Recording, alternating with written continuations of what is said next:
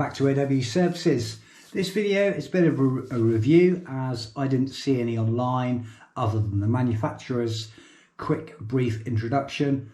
This is the Antari AF-3 effects fan.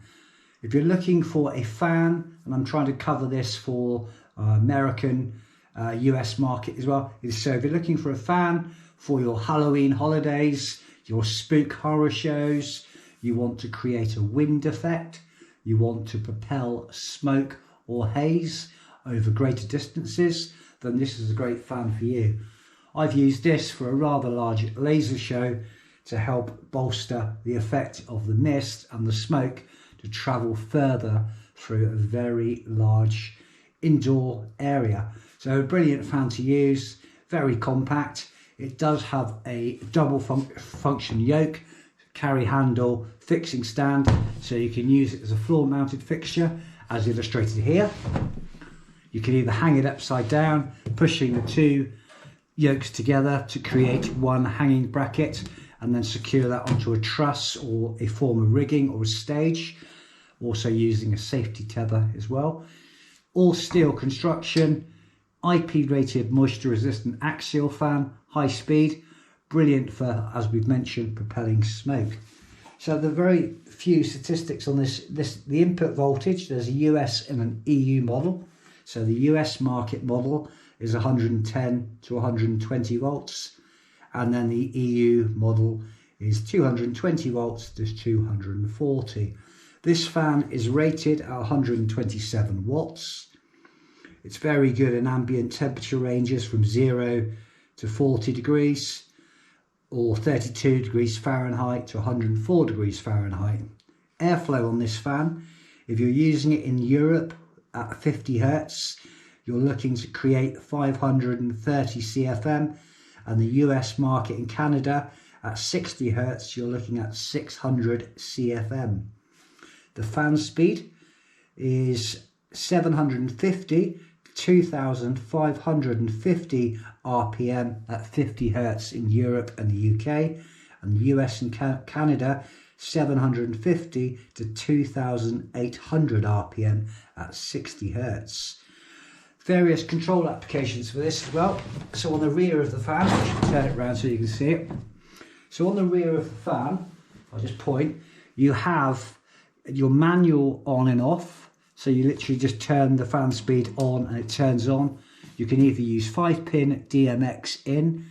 If you've got a normal DMX controller or an older controller that works on your standardized 3-pin DMX, you can, however, buy a very affordable £7. You're looking at, say, £7, $9 for a 5-pin to 3-pin XLR converter, which is a short fly lead. Very good connections using Nutric PowerCon connectors, very industry standard now, very reliable, easy to interchange, and it also has loop out, which is a white socket to use to link into another fan. You've also got the option of the Antari Z3 wired remote control. So this one has about 18 feet of cable on it. Brilliant little remote control. However, when I bought mine, the cable wasn't long enough, so I've modified it with a much longer cable using a 1/4 inch TRRS jack on there as well. And then with the remote control, you've got power on and off, and then you have fan speed minimum to maximum. Antari have been around probably longer than I have. They are specialists within the smoke and effects industry. They've made some very reliable and very good smoke machines over the years. So these remote controls are very similar. The Antari fan is a lot more smaller in size than the ADJ On Tour fan, which is a lot more rectangular, can be a bit bulkier. But with this one, it's very compact. So when the fan is plugged in and it's powered up, you will have a green blinking LED, which just tells you that there's power to the fan, and the fan then is in standby mode. On the rear of the unit, you've also got your standardized eye, so you can put your safety tether in there, which is a standardized requirement within the stage and effects industry. With the remote control, you've got wired. You can either use DMX, or there is a port under the restraint eye, you can unscrew that, and you can also buy an Antari wireless remote control, which is an interface with a combined antenna that screws into the port on the back, and you have a very generic keyring key fob style 433 megahertz remote control. Brilliant if you wanted to use that in a domestic setting, but if you're using it stage or commercial use, that remote control may suffer from interference or loss of signal with other wireless fixtures around as well. So you can turn the fan on and off just by turning the switch on the back. Turn it on to its minimum setting. That will be 750 RPMs. And then you can turn it all the way up to 2,550 RPM. As you can see, just tilt the camera upwards. It creates an awful lot of air volume. It isn't that loud in comparison.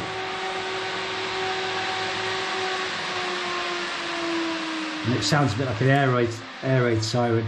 You can also then plug in the wired remote control. So the fan at the moment is powering off. We have a red LED on the remote control to show us that the fan has power to it, and the remote control is therefore in standby mode. You turn that on, and then you can turn the output via the wired remote control as well.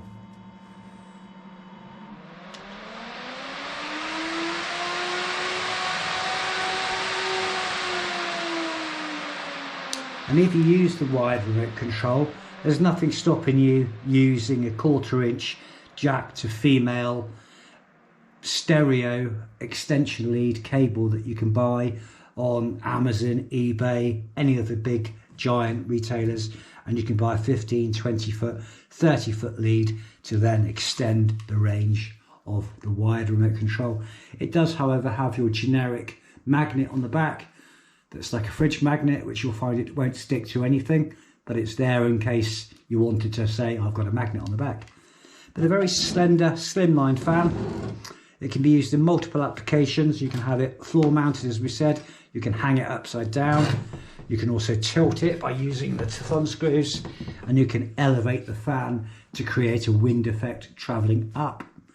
You could use 4 of these fans all linked together in a stage setting in a circular configuration to create a tornado cyclone wind effect as well. Primarily it's designed to be used as a wind machine.